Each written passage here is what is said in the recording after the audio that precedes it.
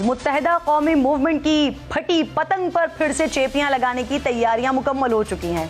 5 دھڑوں میں بٹ چکی تھی یہ پارٹی، ووٹ بینک تقسیم ہو چکا تھا۔ 30 سال بعد شہر میں تحریک انصاف سے شکست ہوئی تھی، لیکن اب ایم کیو ایم میں نئی روح پھونکی جا رہی ہے۔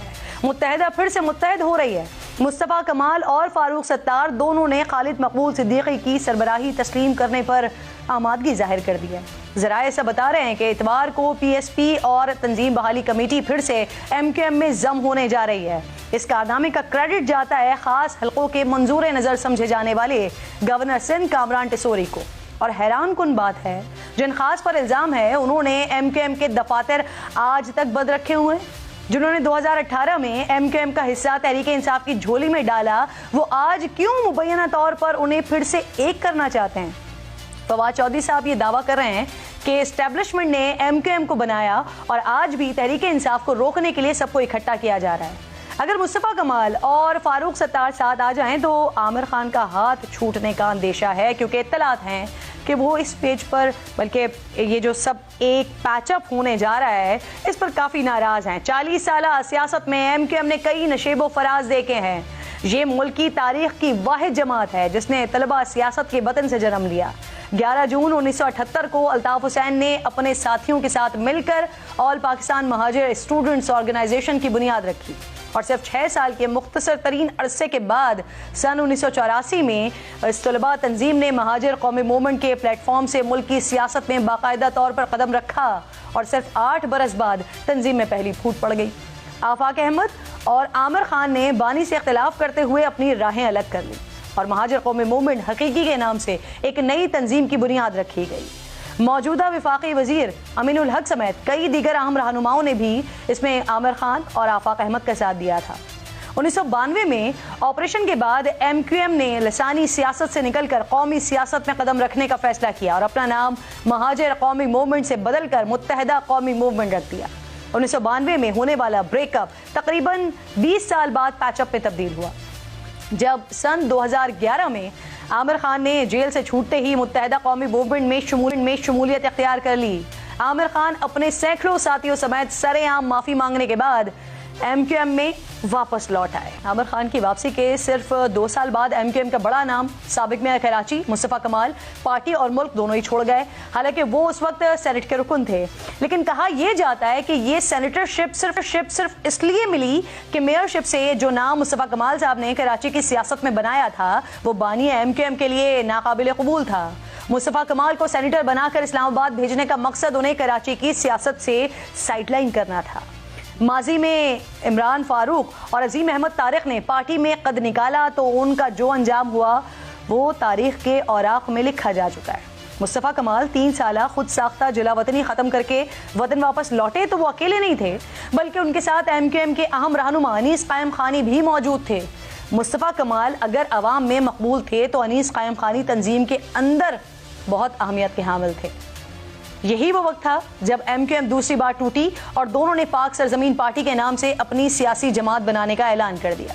ایم کیو ایم میں تیسری پھوٹ اسی سال اس وقت پڑی جب بانی ایم کیو ایم نے کراچی پریس کلب پر ریاست مخالف تقریر کر ڈالی۔ اس بار چند رہنماؤں نے نہیں بلکہ پوری کی پوری ایم کیو ایم نے ہی اپنے بانی سے لا تعلقی کا اعلان کر دیا تھا، اور یوں متحدہ قومی موومنٹ پاکستان اور متحدہ قومی موومنٹ لندن سامنے آئے۔ فاروق ستار کو پارٹی کی سربراہی تو مل گئی، لیکن یہ سفر ان کے لیے آسان نہیں تھا۔ فاروق ستار نے ایم کیو ایم کو مضبوط بنانے کے لیے سب کو متحد کرنے کی کوششیں شروع کر دی، اور 1 سال بعد مصطفیٰ کمال کے ساتھ مشترکہ پریس کانفرنس کرتے ہوئے کراچی کی سیاست میں دھماکہ کر دیا۔ دونوں رہنماؤں نے 2018 کا الیکشن ایک نام، ایک منشور اور ایک نشان پر لڑنے کا اعلان کیا تھا۔ ایک منشور، ایک نام اور ایک نشان کو لے کر اپنی مشترکہ انتخابی حکمت عملی بھی وضع کریں۔ آنے والے انتخابات میں اور انتخابات سے پہلے اور اس کے بعد ہمیشہ ہمیں ایک منشور، ایک سمبل، انتخابی نشان اور ایک پارٹی کے نام سے ہم اپنی جد و جہد پاکستان کے لوگوں کے لیے کریں گے۔ لیکن فاروق ستار صاحب کی امیدوں پر اس وقت پانی پھر گیا ناظرین، جب مصطفیٰ کمال صاحب نے واضح کر دیا کہ سیاسی جدوجہد ایک پلیٹ فارم سے تو ہوگی، لیکن یہ platform M Q M ہرگز نہیں ہوگا۔ MQM الطاف حسین صاحب کی تھی, ہے اور رہے گی. تو ڈیفینیٹلی ہم جب یہ جدوجہد کریں گے تو فاروق بھائی ہو سکتا ہے کہ PSP کو نہ مانے, تو ہم یہ جدوجہد کسی بھی ایسی آئیڈینٹی کے ساتھ کریں گے جو کہ کم سے کم MQM نہیں ہوگی, اس لیے کہ یہ ہمارا اور اس بات کا ایگریمنٹ ہے, اس بات کی بات ہے. اور اس ساری ایپیسوڈ کے بعد فاروق ستار صاحب پر انگلیاں اٹھنے لگی. رابطہ کمیٹی کے کئی اراکین ناراض ہو گئے. مصطفیٰ کمال بھی چپ نہیں رہے. پریس کانفرنس میں فاروق ستار صاحب پر الزامات کی بارش کرتے ہوئے کہا کہ یہ پیچ اپ فاروق ستار صاحب کی خواہش پر اسٹیبلشمنٹ نے کروایا. 8 مہینے کی طویل مشاورت کے بعد پیچ اپ کا اعلان کیا گیا تھا. اسٹیبلشمنٹ نے بلا کر فاروق ستار سے ملوایا ہے, اور جب ہم پہنچے ہیں تو فاروق ستار وہاں پر پہلے سے بیٹھے ہوئے تو ان کی فرمائش پر ہمیں بلایا گیا ہے. کامران ٹیسوری صاحب کی مشہورت آپ کو پتا ہے سب لوگوں کو. یہ 8 مہینے جو میں گن رہا ہوں تو 8 مہینے کا ہی سفر ہے نا کامران ٹیسوری صاحب کا. اس وقت بھی متحدہ دھڑوں کو ملانے میں کامران ٹیسوری کا نام آ رہا تھا, جو فاروق ستار صاحب کے انتہائی قریبی سمجھے جاتے تھے, اور یہی وہ شخصیت تھی جس کو سینیٹر بنانے کے چکر میں فاروق ستار کے ہاتھ سے پارٹی کی سربراہی چھوٹ گئی تھی. پارٹی نے فاروق ستار کو لیڈر ماننے سے انکار کر دیا تھا. معاملہ الیکشن کمیشن میں گیا, جہاں فاروق ستار کے موقف کو شکست ہوئی اور نومبر 2018 میں فاروق ستار کی بنیادی رکنیت ہی ختم کر دی گئی. MQM نے خالد مقبول صدیقی کو پارٹی کا نیا سربراہ منتخب کر لیا, اور پارٹی بدر ہونے والے فاروق ستار نے MQM بحالی کمیٹی کے نام سے ایک الگ گروپ قائم کر لیا. اس وقت MQM Pakistan, MQM London, MQM حقیقی, MQM تنظیم بحالی کمیٹی اور پاک سرزمین پارٹی کے نام سے 5 دھڑے موجود ہیں.